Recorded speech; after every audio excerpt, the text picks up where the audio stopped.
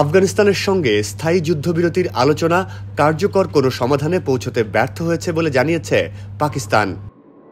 একই সঙ্গে নিজেদের জনগণের সুরক্ষায় পদক্ষেপ নেওয়ার হুঁশিয়ারিও দিয়েছে ইসলামাবাদ।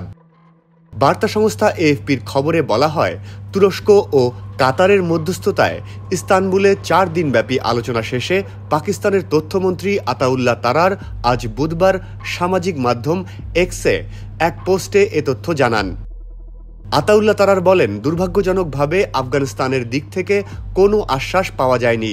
তারা মূল বিষয় থেকে সরে গেছে এবং দোষারোপ ও ছলচাতুরি করেছে।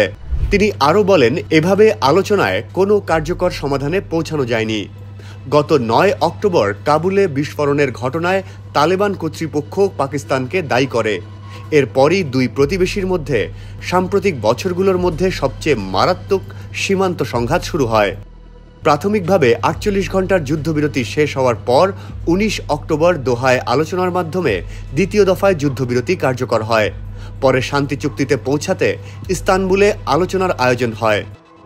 তারা আরও বলেন, আমরা সন্ত্রাসবাদের হুমকি থেকে আমাদের জনগণকে রক্ষা করার জন্য প্রয়োজনীয় সব ধরনের সম্ভাব্য ব্যবস্থা নেওয়া অব্যাহত রাখব।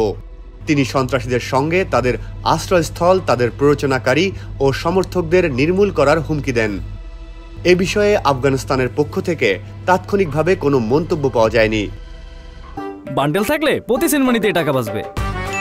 বিকাশ সেনমানি বান্ডেল কিনে জিতুন প্রতি লেনদেনে।